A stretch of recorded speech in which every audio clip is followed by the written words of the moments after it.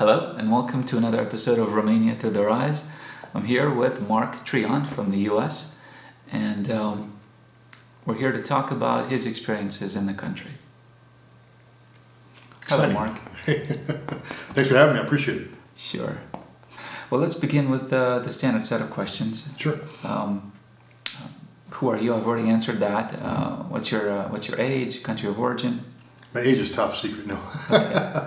I just turned 59 years old. I live in Vermont, which is the northern part of the northeast part of the United States. I work for a software company in the United States for the past 6 years, and I've been coming to Romania since 1991. I should mention here that go Vermont. Vermont is the home of my alma mater, Middlebury College, so I'm happy to meet with another Vermonter, which is great. Small world. Yeah, exactly.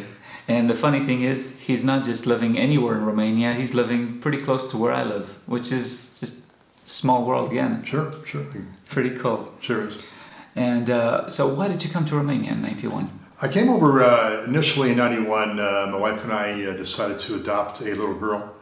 And we started the process in February of 91 through an agency out of Florida. On April 15th, I happened just to call them just to confirm everything's online, ready to go. And it says, Mr. Treon, we can't do the adoption. It's too many problems. It's much too complicated. So they backed out. I called the woman in Vermont who did my home study to adopt in the U.S. She must have a local police clearance, FBI clearance, to make sure you're not any kind of a convict or anything. And she says, why don't you and your wife go to Romania and do it yourself? I said, well, what do you mean? Well, you hire a local advocate in Romania and you do the whole process. So I called the U.S. Embassy in Bucharest, asked them for a couple of lawyers. They had a list of lawyers that were decent because I didn't have any contacts there, and they gave me 3. I chose a woman, figured it might be a little better. It was a very emotional process.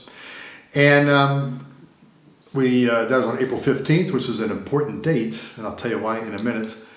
We left, I think, for Romania April 24th. We got Desiree around the 28th, 29th of April, and it turned out that her birth date was April 15th, which is the day that I got the phone call from the agency in Florida, so they can't do the adoption anymore. And I called the embassy in Bucharest, and so that whole day changed. Meanwhile, Desiree was being born. So and we were supposed to be here for 10 days. We ended up being here till the end of June, so almost two months. Anybody who did adoptions, there's about 9,000 Americans out there. Every story is exciting. Every story is different, and that started my whole adventure with Romania. That is pretty cool. I could talk for hours about the adoption process, but because then what we did is I formed a nonprofit organization, the Chosen Children from Romania, which is primarily a parent support group, and then we turned out to really be active, and people would come to Vermont every summer for a big picnic. Then we started a relief effort in Buzău. Did that for 10 years. Rotary International, which I was a member of. I was president of our local club. We got matching grants, and so the whole process just started and evolved. And it was, every time I come to Romania, it's a adventure. No matter if we make all these plans in the world, once you hit the ground running, you don't know what's going to happen, But it's quite exciting. I was the recipient of a Rotary Club scholarship. Oh, good. Yes. When I went to college in the States. Oh, congratulations. Thank you. It's the local Rotary Club in Florida where I lived. Oh, sure. In fact, I just attended the local meeting in Shiggy Shore. Great, Rotary's a great organization. In fact, we actually got a $25,000 matching grant, I think in 1994-95, which was great, in conjunction with the club out of Bucharest, which was the only club back then. So now they're in most major cities. Oh, all over Romania now. Yeah. Great organization. Yeah. So we've covered, I think, why you came here as well, which is the next question, and how. I think let's look a bit more at the how. Why did you decide to adopt from Romania? Well, we didn't initially start with Romania. We started to look into China, and as you may know, especially back in the 90s, when countries, the UN monitors international adoptions. They're looking for the black market and that kind of thing. So once a country gets to a certain level, the UN tends to put pressure on them and to shut them down. So in February of 91, China had just gotten shut down. No more adoptions for a while. So a lady doing our home study says, why don't you go to Romania? I said, oh, okay. So I go down to my local library and there's one book in Romania, about Romania, written in 1955. That was it. So not a lot of information about it. So then right away, and this is before the internet and stuff. So we did as much research as we could. Did you pull out an Encarta encyclopedia? Yeah. Encyclopedias. At that time also, 2020 was doing a series, so it was 60 minutes on the US. So we were getting information about it. And that's how we, of course, at that point in time, Romania was on the map because all the orphans were being discovered. All the orphanages was a sort of sad story. And it was in the press throughout the world. And it's quite it was a heartwarming, anybody who visited an orphanage in Romania in 1991, it was a heart-wrenching experience. There's no question about it. But so we didn't really choose Romania, but I'm glad it did. It worked out well. My daughter's name, Simona, was her birth name, and we kept that. It's a very, very nice name. And we added Desiree, which in French means much desired, which she was. So we called her Desiree Simone Treon. So it's a cute name, and she's 24 years old. She's a woman, beautiful woman, and she's married. Has her own business. She runs the Posh hair salon. And she's Romanian because she's very, very tough. And I tell her husband, I said, Dylan, good luck. She's all yours. But no, she's a great gal. Very good. Good. So let's talk a bit more about the amount of time that you spent in Romania over the years. How many times have you visited the country so far? It's got to be 29, 30, 32 times. Back when we adopted, and then I came back right away in 92. And we were coming back 3-4 times a year back then, quite active. And then what we did was really quite rewarding. Is we came over one year to Buzău and became good friends with Stefan Fatila, who was the mayor, and we needed translators for us. So we got some local high school students from BP Hajdo, very good school, that would come with us and travel with us to translate and stuff. Very helpful. And that one trip, I had the local principal with me. High school principal. And Bill and I were talking one night. I said, you know what would be really cool is let's bring over some American students and let's let them stay with Romanian families and then go to BP Hajdo. They have to work in the orphanage right here also.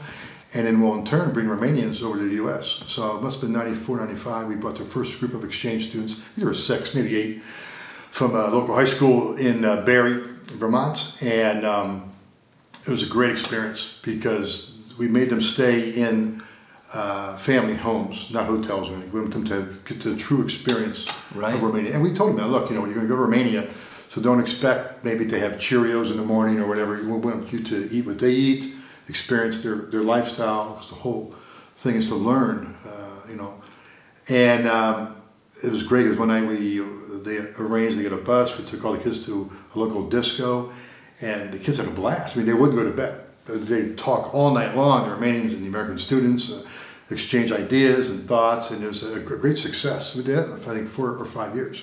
And then in turn, we'd bring 6 or 8 Romanian students with teachers also to the U.S. We had them stay with American families so they could go through the experience in the U.S. And it was once again, it was a great experience. When we went to the U.S., they go to local Rotary Club meetings. We would tour around Vermont. We took them to Boston to learn a little bit about heritage and culture and the American history, the Boston Tea Party and all that. And some of them we would tour Harvard University, and some of the kids actually ended up going to Harvard. So it was neat. So that was probably one of the most rewarding experiences to see the young people, because let's face it, the future of Romania and the U.S. is in the youth. We're getting older and older, and the world's getting smaller and smaller. And it was just so unique to see these students who didn't know each other at all. Americans who knew hardly anything of Bucharest and Buzău. And of course, the Romanians didn't know a lot about the U.S. They think of the U.S. as being New York. Well, New York City is not America. And it was a great experience. And to this day, a lot of the students still write back and forth and correspond. Now, internet and like email, it's a lot easier. A great thing. It's funny how you make a decision in life and you don't realize how large of a change that decision will make until maybe several years down the road. But great experience. Awesome. I have to apologize a bit if you see me looking away from Mark as I'm interviewing him, because I'm trying out a new setup where I record everything and control everything from my iPad. So I have to keep checking to make sure every camera's recording. So I apologize for that. Good. Let's see. We've covered a lot of ground already. We've gone through quite a few of the questions. But let's talk a bit about what you do here now. Yeah. Well, like I said, I did nonprofits. I had a full-time job, and then we did nonprofit on the side kind of thing. That for about 10, 12 years.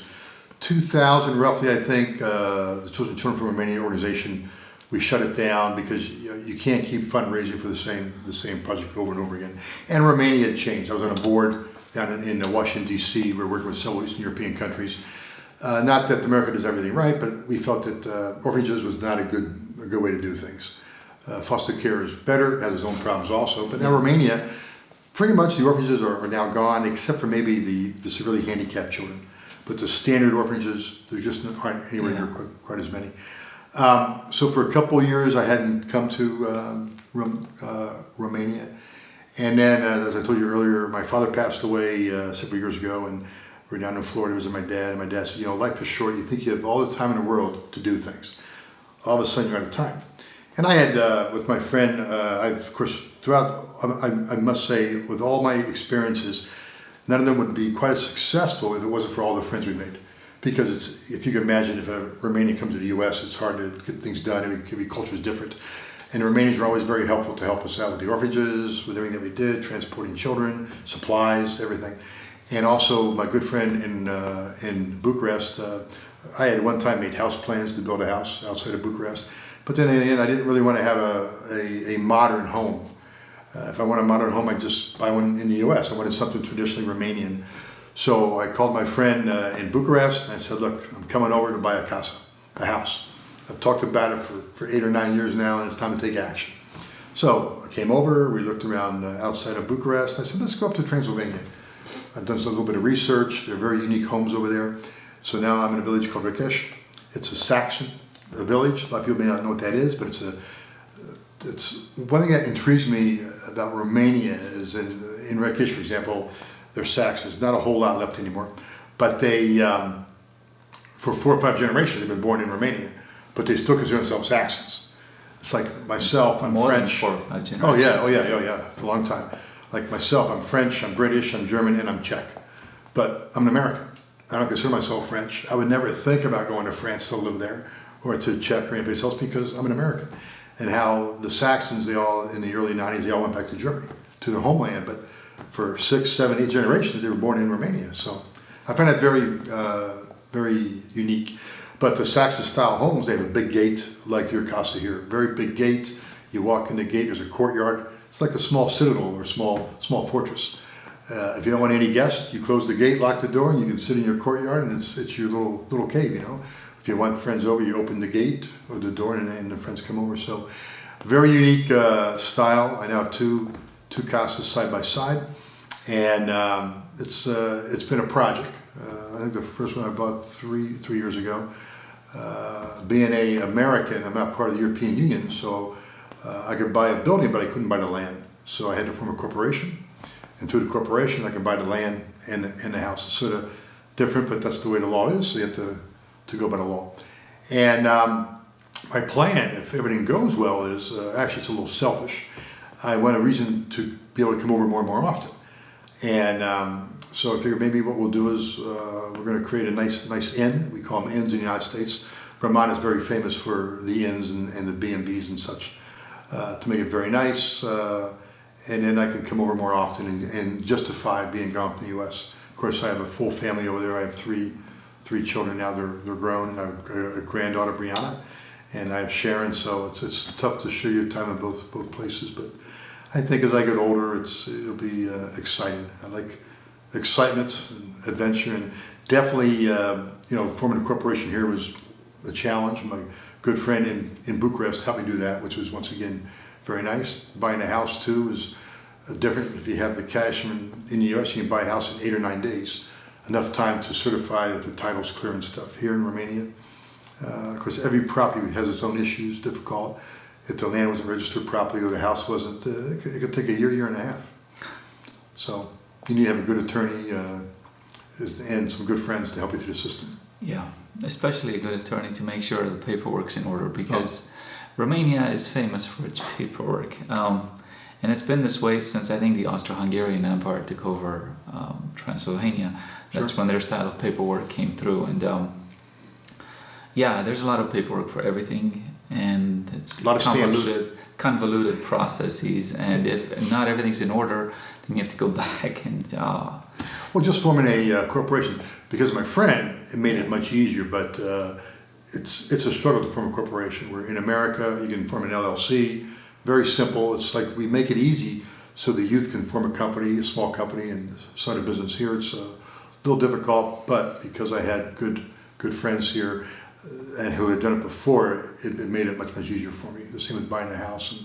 But the key is getting either a realtor, if you can find one, or a lot of times the sales are private. So you just need to make sure they have a paper, you have an attorney review the paper, and then the process begins. And a good notary public, so they do the right paperwork and don't mess it up. Yeah, oh yeah. And then you got to make sure everything is, and because I'm an American and it's English, I have to have a Romanian copy and an English copy. So, but that's to protect you. So you make sure you know what you're signing and that you understand it. So it's not a bad system. It's just a little slow. But slow is better than maybe too fast. And there's mistakes. Yeah, true. So my plan is, like I said, is to create an inn. If everything goes well, the plans and everything, and all the permits, and it's a process. But Richis is a unique village. It's a lot of international people there. I have friends in Richis that are from Holland, Martin and Helene. I have Stefan from Zurich. I have Christian, who's a carpenter, who is from Germany, and Paul, who's also was born in Romania and came back. So it's an international community. It's pretty unique village. Yeah, it's quite interesting, and especially in southern Transylvania, is where you have this sort of gathering of foreigners from other places in the world, and it's both good and somewhat bad for the Romanians, because what happens when you folks come along is that the price of real estate goes up. Oh, sure. And so the Romanians can no longer afford to live in some of those places. I'm not saying in Richis it's that situation. Right. I'm saying in Viscri, for example, or sasesti, where Prince Charles owns properties, the price has gone up so much now that it's ridiculous even for foreigners to try and buy stuff there. And that's why what I've done. I've always had my Romanian friends negotiate. Yeah. So I'm like stealth. I'm in the background, and it's for two reasons: to protect me, because they know it's an American buying a house, they think we're wealthy. Then to their standards, we probably are, but to live in America is pretty costly, as you know. Yes, it is. So it's good to have a local Romanian represent you and talk for you and stuff, and then also too it keeps the prices from escalating too quickly. But like you said, in like Viscri and stuff, where Prince Charles is, because of his fame and everything, there's no question it's raised the prices a lot. But the good thing about foreigners coming in is they're much more interested in maintaining the historical heritage of the place, right? And that's exactly, that's what we're doing too, is with all our permits, our plan is to restore the building as authentic as possible within reason and cost. And it's important because in America, a lot of times we destroyed the old to make new, and you lose your history. Yeah. So I think it's not that we're gonna have new bathrooms and new kitchen, but the facade, the outside facade, all the doors in wood, we try to keep it as authentic as real. Mm-hmm. And also to give the guests the true experience, the way things used to be. Right. I was one of the things that annoyed me when I was living in the States is the shoddy construction that went on over there. Oh yeah. Especially in the DC area where I lived. Mm-hmm. They'd build houses out of plywood and little plastic foil and vinyl siding, and they'd call that a home. Yeah, everything's wood. That's not a home. Yeah. It's a shed over here. Here you have walls this thick made out of brick. Yeah. Really solid houses that have stood for hundreds of years. Yeah, well, one of my houses, I think, we think it's around 1720, 1750.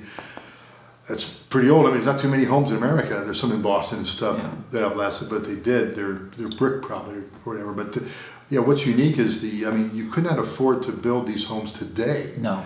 The way they were built in those days. I mean, if you could find a craftsman, if you could find them, the cost would just be cost astronomical. Oh. I mean, can you imagine the boatloads, the wagon loads of bricks that went into this home? Oh, yeah. I mean, we've tried to do a calculation once just to see our home, how much it might have cost to build it now with, you know, traditional handmade brick, which is what this home is made out of, and the thick walls. It runs into the millions of euros now just for the brick. All right, and the walls are almost maybe what, 3/4 of a meter, half a meter thick? Half a meter to 3/4 of a meter. We were talking earlier how I have a Bose Bluetooth speaker, and I have my iPhone, and I can't have my iPhone in one room and a speaker in the other. It can't go through the wall. This is a window or something to shoot the signals. Yeah, the walls are so thick. Yeah. You lose cell phone signal in some parts of the houses here, which is both great and not so great. I mean, it's great because you cut down on the radiation, the peripheral radiation from various electronics, and you get better sleep. Sure.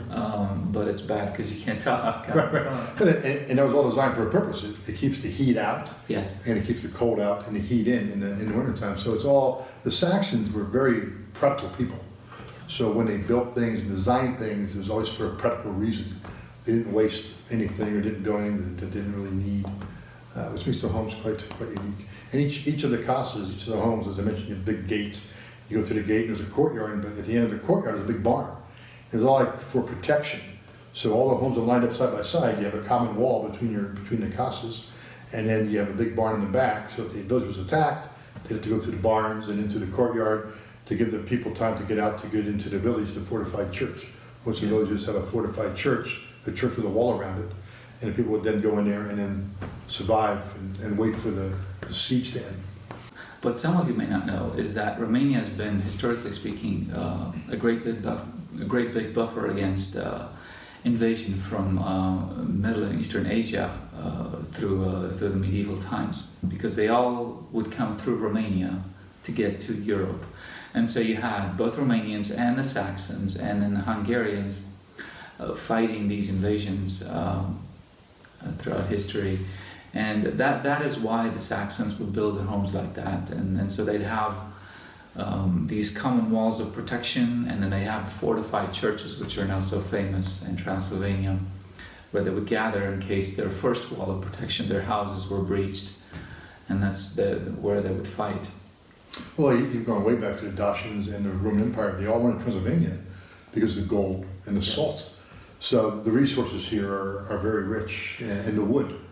I mean, yesterday, my neighbor, Mr. Jiga, he took me to up in the mountains with a local shepherd, and he had 1,300 sheep. Quite an experience to get way up on top of the mountains and have all these sheep, and he had 12 shepherds working for him. Quite a big operation, I would think.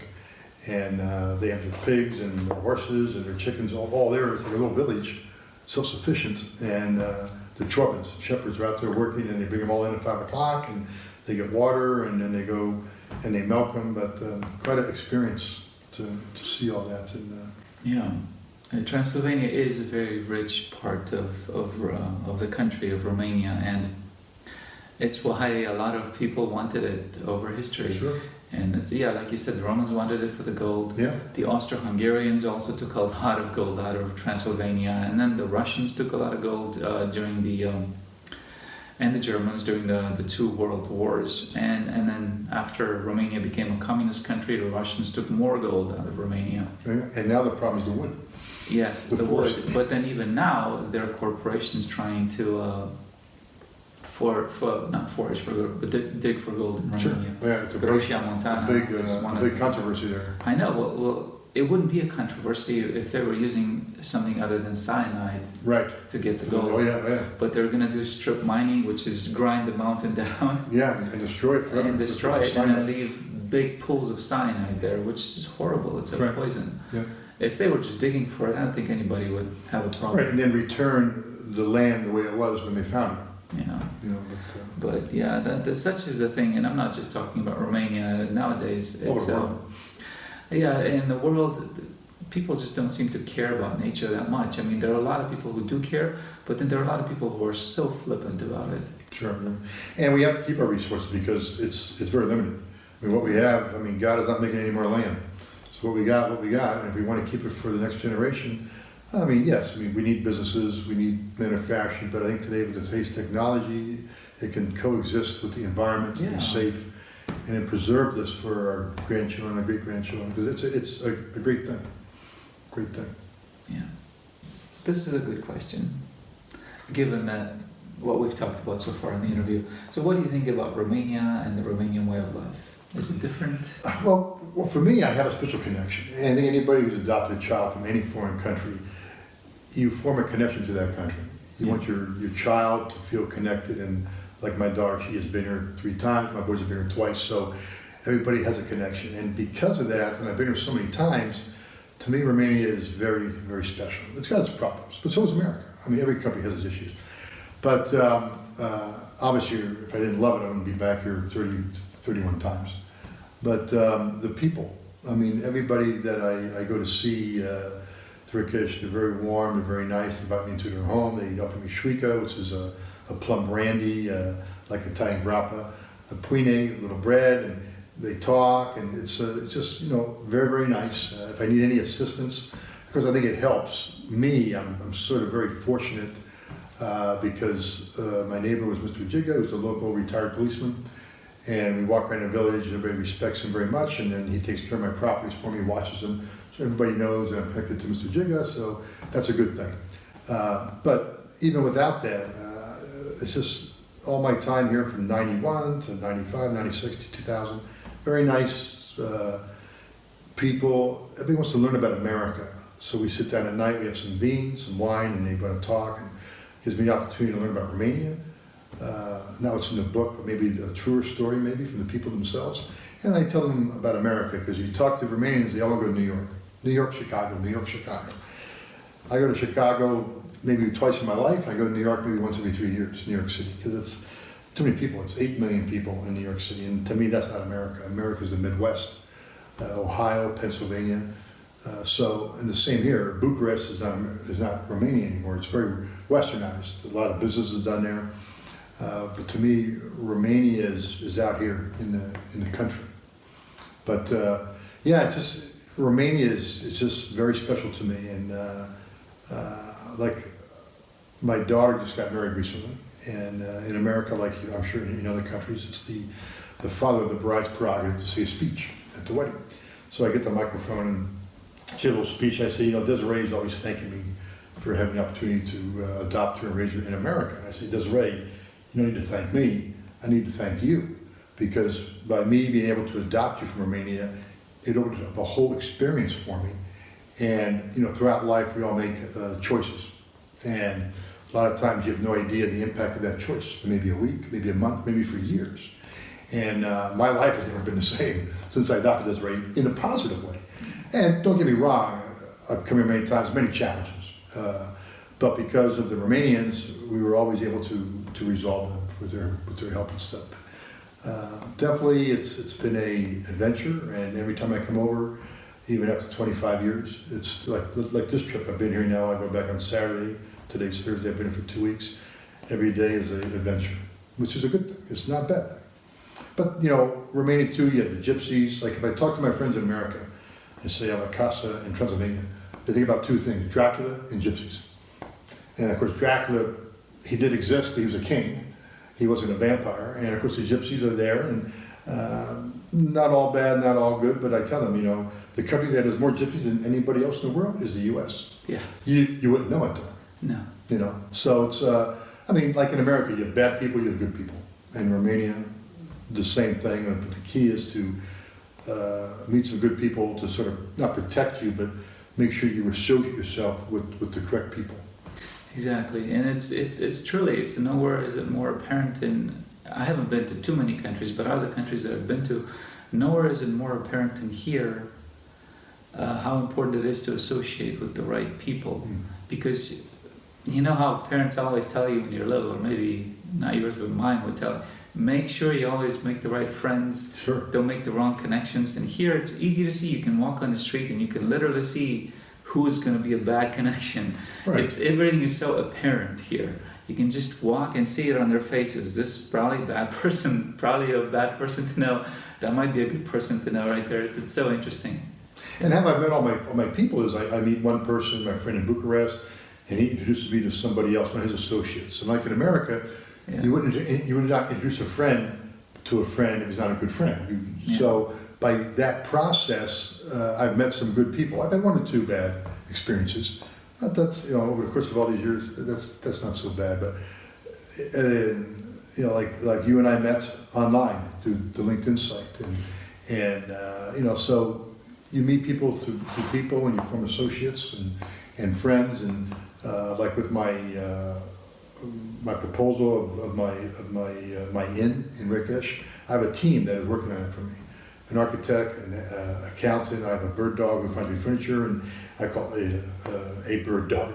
And then so, like anything, you must have a team to be successful. You can't do it all of yourself, so hopefully my plan will work. We'll see. Maybe I'll come back in a year or two and see where I am. See how my plans went. Yeah, but the important thing is you're trying to make something nice. Yeah, and I'm getting a little older in life, and I need some excitement. This will be my last big challenge. And then hopefully I can pull it off and then enjoy it, and... Don't say it's going to be your last, who knows? Who knows? You never know. But Sharon in the United States, you can say, Mark, is enough, So, but it's... but, life is short, you get one, like my father said, you only get one chance. And when you're young, you think, I got plenty of time. I have plenty of time. Before you know it, you're 60 years old, you're 7 years old, and wow, what have I done? So you have to make some choices. So, I choose Romania. You may think I'm crazy, I'm sure some people do, I'm sure some Americans say, why do you invest in Romania? Why not invest in Miami or go to the mountains, the Rocky Mountains or Naples, Florida or something? But Romania is special to me, so. Each one of us is entitled to make their own decisions. Oh, sure, yeah. Oh, yeah. Yeah. None of us are exactly the same. We're all a little different, so. Yeah. I think we've covered what you like about Romania. Is there something else you want to mention that you maybe like and you haven't talked about yet? Well, the country's beautiful. Yeah. Bucharest, it's like New York. It's nice, there's culture, nice restaurants, nice hotels. But 1 or 2 days of Bucharest, I've had enough. It's time to come up to the mountains. I've not been to Timișoara, Arad, way west. I've been all over central, eastern Romania, Brasov, Putin, way up north, up by the Ukraine border, Iași, everywhere. So it's been, it is very beautiful. The roads are getting much better. Back in '91, we were traveling one time in a little Dacia, the old style Dacia. Dacia is a local Romanian car. And all of a sudden the pavement ended and it was dirt. Whoa, what happened to the road?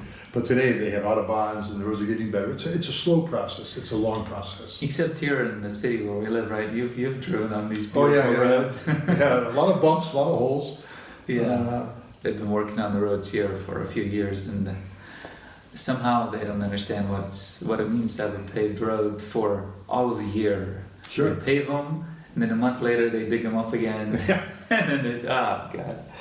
Anyway, what do you dislike about Romania?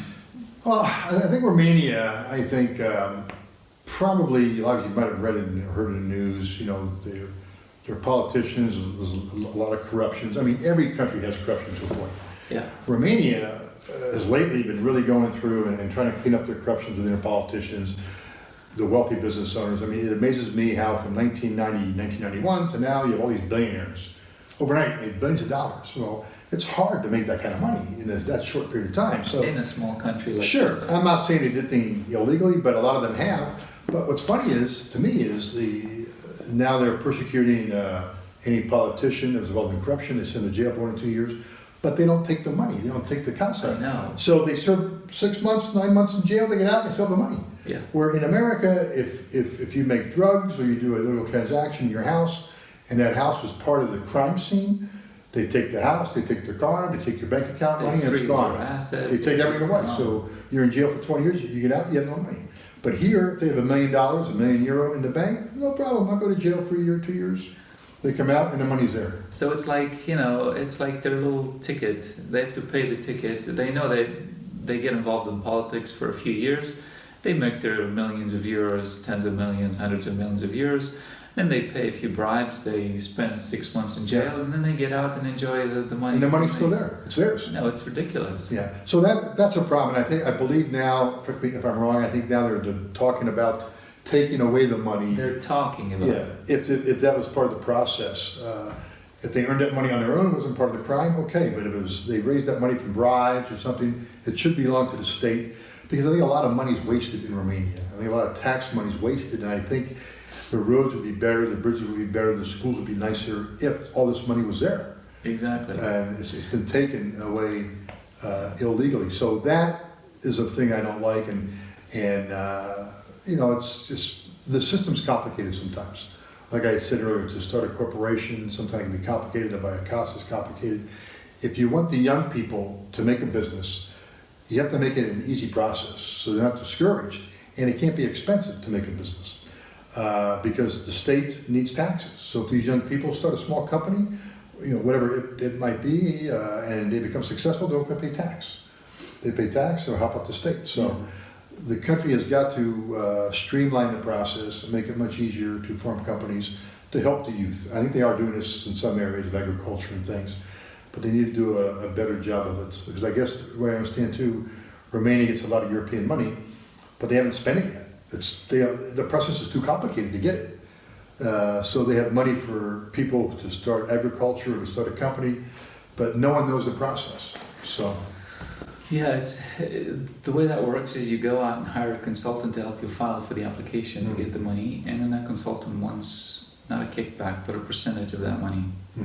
So it ends up that the consultants do quite a bit of business and money for themselves, but you don't get that much. I don't know. That's what I hear from the people who've tried it. I haven't tried it, so if I'm wrong on that, I apologize. Sure, That's what I hear. But I think if Romania could get a handle, I think the EU is forcing them to get a handle more on the corruption. Plus, too, if they want foreign investment, there's not a lot of American investment in Romania. I think a lot of it's because they want to make sure it's safe and trusted. And I think if the country, they have a new president now, they can get the corruption under control, and where these large corporations feel that their investment will be protected, they'll bring their investment here. But if they think they might lose it, they're not going to invest in Romania. So. Right. And what do you think about the financial environment with all these tax laws changing back and forth? Well, it's complicated. Like I met with my team the other day, and I was telling my attorney, in America, when you start a company, the two most important people is an accountant and a lawyer. Yeah. The lawyer to make sure, because even in America, the laws change every year and the taxes change every year. But it's your job, you're looking at running a business, not worried about the taxes and trying to interpret the law and everything else. So I say that, you know, Claudia, you're my advocate, you're my attorney, it's your job to advise me what the laws are to make sure that my company operates within those laws. Right. And in my accountant, I said, I want to pay what tax I'm supposed to pay. I don't want to overpay, like in America. You know, I want to pay what I have to pay to be legal, but it's your job to stay on top of what the laws are. First of all, I'm from America, so I don't have time to learn the laws. And they change every month.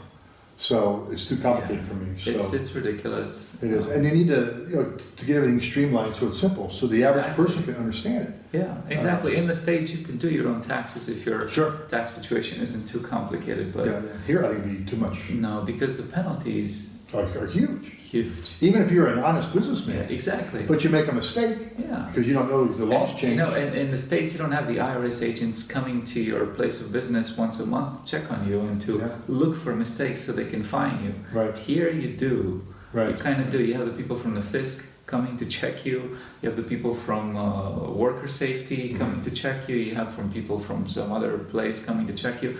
They're all looking for little mistakes that you made so they can fine you, which is wrong. Yeah, so it's somehow that they can make that system easier so the common lay person can understand it. I think people will then pay it, and they must get everybody to pay tax. Yeah. A lot of people in Romania don't pay tax. Well, that's because one thing, the taxes are too high. Sure. 24% VAT. Oh, it's crazy. It's crazy. Yeah. And then the second thing, it's so complicated Yeah, no one can understand it. Yeah, So rather than pay I it, talk to so many small business people, small business people, people who want to start small businesses and be legal, but the costs are too high for them. First of all, to start a corporation. Second of all, to get all the paperwork in order and hire a consultant and a lawyer. Sure. A lot of money for them, like thousands and thousands of lei, and then they have to have the little machine to issue the that costs a lot of money to not only to buy it but to then get it fiscally, what's the word, fiscally legal, Right. So you have Right. access to the, to legalize it and to make sure that that's in order.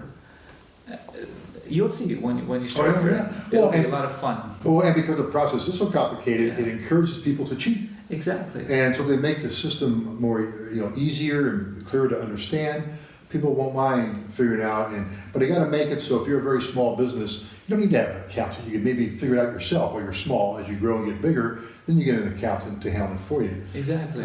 But yeah, it is very complicated, especially like for a foreigner. It's just too much for me to understand. It's in the States, it's so easy. Yes. I mean, having lived in the States and had companies, I had 2 companies in the States. It was so easy to get them formed, Sure. so easy to get them dissolved when I didn't need them anymore, so easy to do the taxes. I didn't have to worry about all this other Right, bullshit right, that I have to worry exactly. about here. But Well, just to open up a bank account here can take you a couple hours, and papers and stamps, where I can go down to a local bank in the United States and 15, 20 minutes, have an account opened up, not a problem. So once again, everything to associate with business is long and complicated, which discourages you to do it, a business, and it discourages you to do it lawfully, legally. unfortunately, So those are the bad things, I think. yeah. But as far as the people go, I think like in any, and I've seen on some of your other prior interviews with other foreigners coming to Romania, is to get associated, like you said, with the good people, and ask for advice and make sure you work with the good people. And if you run across some bad ones, well, that's an experience. You won't forget it, and No, you'll lose some money maybe or something, but you won't make the same mistake twice. no. And the same in the States. I've had some situations in the United States where I got taken advantage of, and but not too many, and it's pretty rare. Yeah. Any interesting experiences that you want to share that you've had in Romania? Well, like I said, I think everything having to do with my nonprofit organization for my first 10, 11 years here was just very fulfilling. It's sad. I mean, it was very emotional. I remember this gentleman, Ed, from New Jersey. We came into Romania and we came in late, so we took the cars up to Buzău to the orphanage. We get in there, and Disney World had given us a whole bunch of stuffed animals. Wow. So that night we passed out all of the stuffed animals to the Kopi, to the children. And this was a legated Kopi, so it was a newborn to age 3 orphanage, very, very small babies. And so the kids are all playing, and in those days when you walk into an orphanage, just the smell and everything, and the children, it was really a heart-wrenching experience. So we're all in the orphanage, we're passing out all of the stuffed animals, and all of a sudden one of the caregivers, Mr. Mark, problem. I go, oh my God, what's the problem? So I go outside, and my friend Ed is out there, and he's crying. I mean, just really, really crying. I said, Ed, you okay? What's the problem? He's smoking a cigarette. He says, oh, I can't take it. This is too much. So what do you mean? He says, oh, the orphanage. That's well, you were here in '91 when you came to get your daughter. He says, yeah, but my wife went in the orphanage. I didn't go in. So it's wow. So that was it was a neat experience. But working with the orphanage, working with BP Hajdo in Buzău, and like I said, the mayor Stefan Fatila. Once again, what we did was very small in the whole scheme of things, but we could not have done what we did without the help of my friend in Bucharest, Stefan Fatila, the old mayor of Buzău, Bobby Pastenicu, the director of BP Hajdo High School. All those people helped us, and nobody asked for anything. I mean, we never, ever got asked for anything special. We would take them and buy them dinner or buy them a beer and thank them for their time and stuff, but just super nice people. And then one bad experience that I had is my second trip to Romania, or third trip, we came to Bucharest, and I said, well, since I'm the experienced traveler, I'll go out and I'll get some apa, some water, and some pâine. So everybody else was staying in the apartment that we were renting in Bucharest. I go out, and because I was in the military for 6 years before, And I was here in '91. I looked at the Romanian soldiers. I would take pictures of them because their like uniforms were quite unique. We're downtown Bucharest in a big city, and there's a soldier standing on the sidewalk. Yeah. And his like, uniform is very unique. I go, photo. He's okay. So he poses. I take his photo. So all of a sudden, I get everybody's going by me, and they're yelling at me or saying something. I don't know what they're saying. All of a sudden, I get a poke in the back. Well, it's an AK-47. I go, whoa, fast and close. So then the guy pushes me down this aisle. I go in this little alleyway, and I have to go into this building. And I'm laughing. How stupid can I be? To do this. And so I wait. It's been an hour. Now I'm beginning to sweat. I said, oh, this is a big problem. Maybe I'll be on CNN, big situation. One soldier comes in, he wants my wedding band. Another soldier comes in, he wants my Levi jeans. Jeez.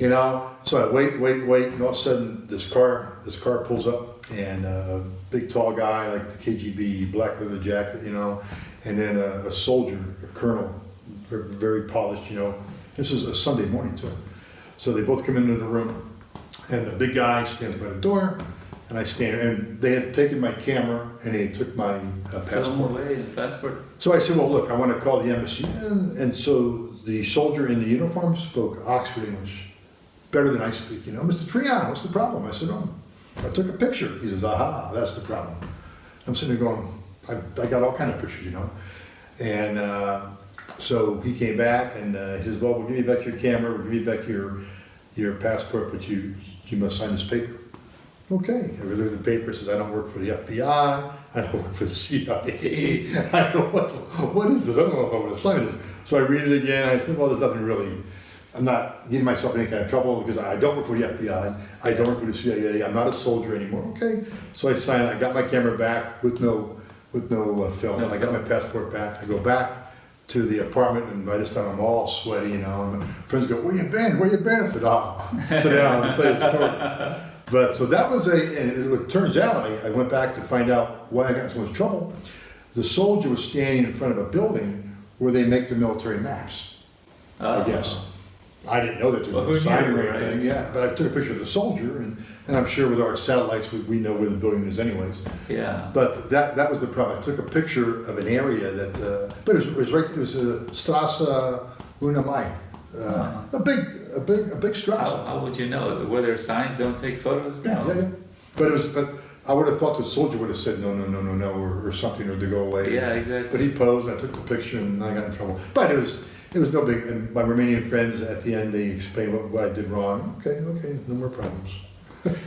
So that was one experience. Yeah. I don't tell that story too often, but it worked out okay. But Well, now you only told it to me. yeah, now it's going to be on. Everybody's going to see it now. It was a long time ago. So. Yeah. But that was. But overall, I've had good experiences like that. One good thing is when we had all the high school students here, my friend from Bucharest said, "Okay, you have all the students here.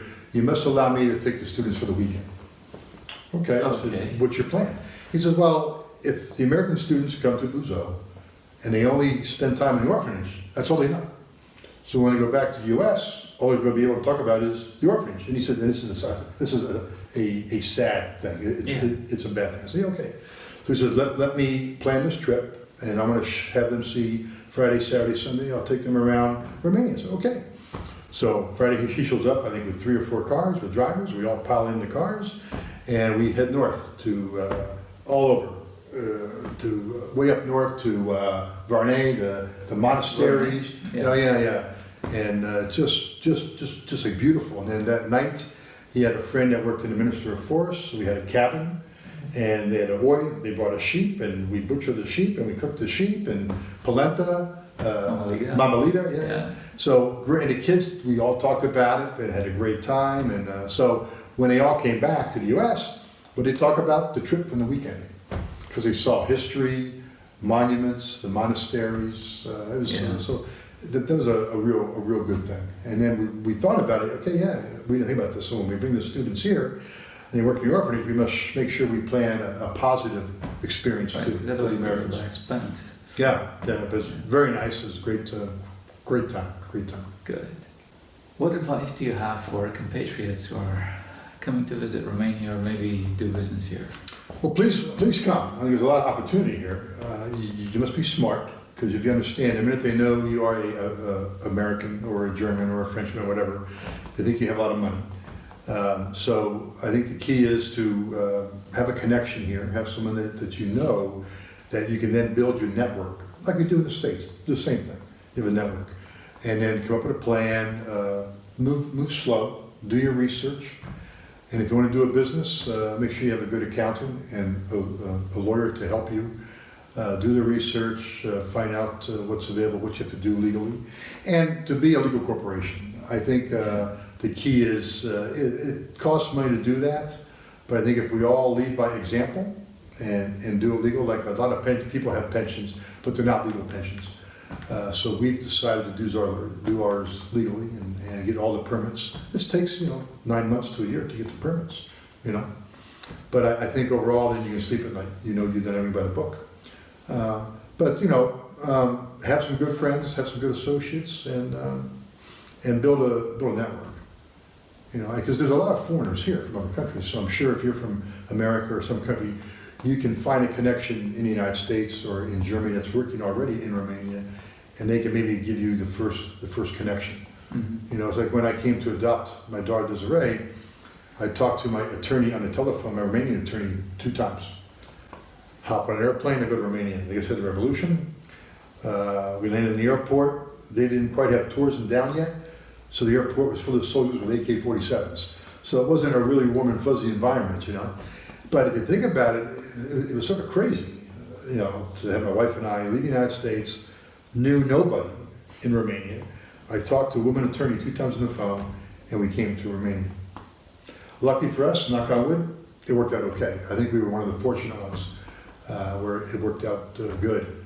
But that was a pretty crazy decision, Took a lot of guts. Well, that we were stupid, but I think we had good intentions. Yeah. And I think that was a big thing behind it. And Maria on the phone, we did know Americans that used the same woman attorney before, and they had a good experience. So it's not that we did not really know her that well, and she was very nice and she was very helpful. But then the adoption process was very, very difficult, extremely difficult. But I would do it again. So, but yeah, if you're going to come here to start a business, I encourage you to do that. Like on some of your prior interviews with some other business associates, I think they all say the same thing. Yeah. Be careful, move slow, do your research, get a good attorney to help you, a good accountant. If you're going to buy real estate, maybe if you're not a realtor, because a lot of the sales are private, get a Romanian who has bought homes in the past, who understands the system. Like my friend in Bucharest, he had bought many houses, so he knew the process better than some attorneys. So he gave good advice.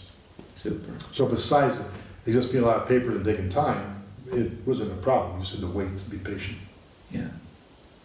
I want to come back to something that you said about the prices going up when they know that there are foreigners involved. It's not that the Romanians are trying to cheat these people. It's just that the wages in Romania are so low. Sure. Ridiculously low compared to the rest of Europe, that the people are looking for any way to make a little extra money when they can. And it's strange that the prices in Romania are at the level of Western Europe. Some of the food is even more expensive actually than in England or in Germany. Sure. And yet the wages are like a third or a fourth of what the people make in the other countries. So it's not right, and this is why people are a little desperate for a little cash. Well, and to your point, let's talk about Despre, where Prince Charles is. Any foreigner wants to buy a house where the prince is. So it's a supply and demand issue. Right. Where the supply is great, the price goes up. Yeah. When there's no demand, well then the price goes down. So foreigners, they know Despre because they see it on the news, they read an article on the internet, the prince he bought a casa in Despre, I'm going to go there too. The local people know that. So they say, well, if the prince bought a house, okay, maybe we get 10 more thousand lei or whatever, or 10 more thousand euro for the casa. So the prices are high. There are some villages where there's no Westerners there yet. You're right. You can get a lower price, you know. Exactly. So it's a supply and demand issue, not really them trying to take advantage of you. No. We're the same in America.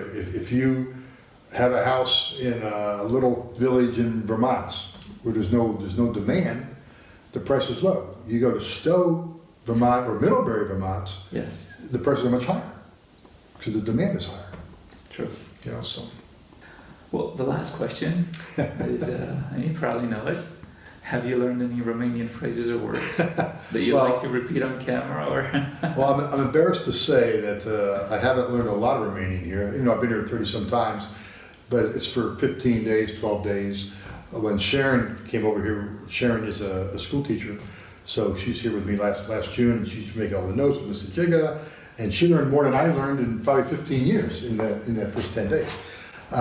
But every trip, you know, I learn more and more. I can get, you know, castabete, cucumber, Roshan tomatoes, shafats, how are you? I probably pronounce everything with a little American accent, but true, also what happens is I deal with a lot of young people in Romania, and they speak English. Yeah. You know, so, and my advocate speaks English, my accountant speaks English, which is important. When I look for an advocate or an accountant, I need to have English because it's detailed information. But yeah, I've learned a few words, but you know, not enough to be proficient, and I have a hard time putting them all together.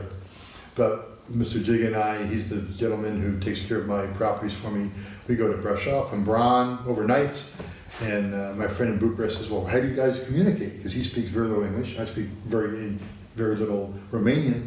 I said, well, as long as we have paper and pencil, we're okay. We draw pictures, we talk, and we have a great time.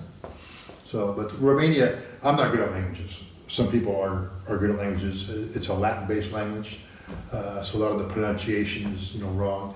So I mean, quite honestly, I have a hard time sometimes speaking English. So, but some words, but hopefully, as I spend longer periods of time here, as I get older, maybe a month at a time, then I'll be able to get a better handle on it. Because I go back to Vermont, no one in Vermont speaks Romanian. So if you don't hear it, you tend to forget it. yeah. You know, so it needs practice. But come to Romania. It's a great place. Now that the dollar is very strong, coming to Romania, it's a good price. Really is, and there's a lot to see, a lot of history. Where like in America, it's 225 years old. Romania is 800, 900,000 years old. So you look at churches here that are 800 years old, which is amazing for Americans. So it's and everything that we read in school about the knights and the castles with the drawbridges, it's here in Pennsylvania. So rather than read a book, you can come and experience it yourself in person. And then if I get my inn, you can come stay at my inn. Little plug. And it's fine. Good. Good. Well, thank you, Mark, for agreeing to the interview, and good luck with your endeavors in the Yeah. country. Well, thanks for having me, and I hope my advice is little, but maybe it'll help other people and to have a good experience in Romania. Mulțumesc cu plăcere.